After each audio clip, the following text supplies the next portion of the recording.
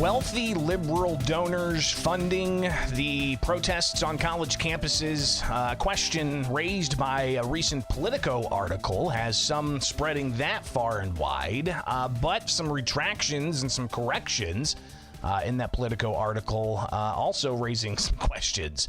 Welcome back. Bishop on Air, hanging with you here. Be sure to like, subscribe, and hit that notification bell. And let's take a look at this Politico article that came out several days ago. And just to give you an idea of what's going on here. Pro-Palestinian protesters backed by a surprise source, Biden's biggest donors. So clearly, when that headline splashed a couple of days ago, it spread like wildfire. People sharing it far and wide.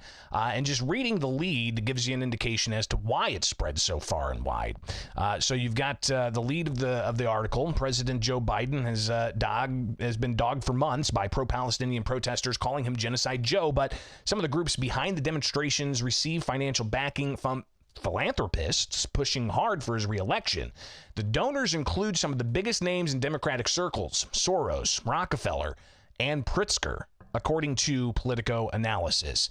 It then goes into a whole bunch more detail about the Bill and Melinda Gates Foundation and these various groups called Jewish Voice for Peace, If Not Now, other groups backed by the Rockefeller brothers in the past, and it goes into more detail about these different types of groups. But what's fascinating is, of course, after an article like that splashes across the internet, there's a substantial amount of pushback, and to the point where they actually had to issue a correction in that Politico article. And it talks about an earlier version of this report misstated the Bill and Melinda Gates Foundation cedes the Tides Foundation's work, no longer has active grants, and it goes into even more detail. And I saw some people even mocking the correction because the correction continued to grow. But let's see here what the Pritzker connection is. So if you search the article for Pritzker, it says several other groups involved in pro-Palestinian protests are backed by a foundation funded by Susan and Nick Pritzker, heir to the Hyatt Hotel empire and supporters of Biden and numerous Democratic campaigns, including $6,600 to the Biden Victory Fund a few months ago and more than $300,000 during the 2020 campaign. Next instance of Pritzker, you've got Solidaire has received financing support from the Pritzkers, who founded the Libra Foundation, which funds smaller nonprofits that addresses criminal justice, environmental, and gender issues. Susan Pritzker declined to comment for this story for Politico.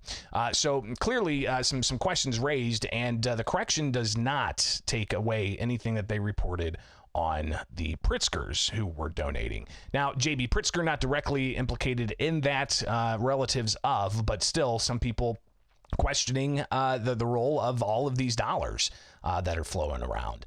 And then you get headlines like this from Stephen Speary from the Springfield State Journal-Register in Central Illinois. 7 arrested and suspensions at Illinois State University for protests outside the president's home.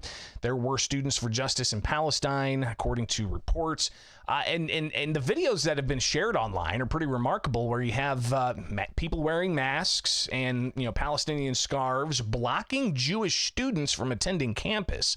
And then you have the frat brothers come in with their mockery of the pro-Palestinian protesters and the chants of USA, waving American flags. Things seem to be getting a little volatile on college campuses.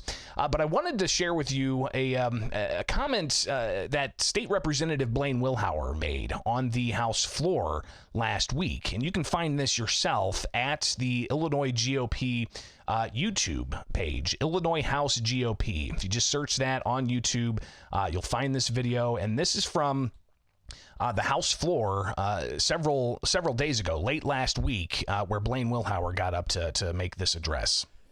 Today I'm here not just to speak, but to sound an alarm, a clear call to wake up from our complacency, the dire threats that we face.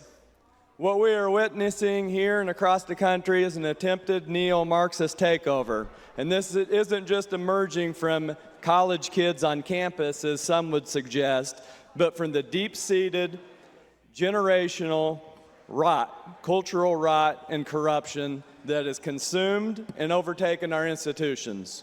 Institutions that, I'll remind you, that are funded by the sweat and the sacrifice of hardworking American taxpayers who, by and large, want nothing to do with the nonsense and the disrespect that's going on in this state and all over our country. We have, through our negligence, allowed anti-American, anti-Judeo-Christian crusaders to ascend to positions of power in politics, in government, in our academic faculty lounges. What we're facing today is a harvest of Marxist ideology that has been sown and nurtured right under our noses. It's a culture of subversion and destruction that threatens the very fabric of our nation. Now let's remember, silence and inaction are complicity. When we fail to speak, when we hold back the truth for fear of offense, we're responsible for the consequences. The moment of decision can no longer be avoided. It's past time for choosing. Will we stand against anti-Semitism, against hate, against racism, against terrorism, or will we continue to cower, worried about ruffling feathers, even within our own ranks? Listen, this isn't an obscure, abstract threat. Due to choices that have been made by our political class, there are forces right here within our borders who despise what this great country stands for and are more than willing and ready to do us harm. Recall the horrors of October 7th. A stark reminder that calamity doesn't just stem from an abundance of freedom, too many guns, or too much love for our country. Disaster may well be on our doorstep because we allowed the rise of those in our institutions who look in contempt upon the exceptionalism of our founding. We have an opportunity. Let's stand strong against this tide. Let's be the voice that speaks boldly and without fear. The stakes couldn't be higher, and the time to act is now. The time to restore order is now. We have to defend our values, and we have to confront these destructive ideologies head on. Now, who's willing to stand with the victims of these horrible Hamas terrorists and clearly and officially condemn this anti-Semitism that's flooding into our country and flooding into our own state? Now, I know that many of my friends on the left want to speak, but they may be afraid to stand up and do it against the radicals in their own ranks. But if that empty feeling of silence is what you want to take to your grave, then that's on you. But I choose to stand up, we choose to stand up and speak out against this travesty. And my hope is that you'll get the courage to do the same. Because if good people fail to step up, fail to stand up, it's going to get worse. The moment is now. The decision is yours. Thank you.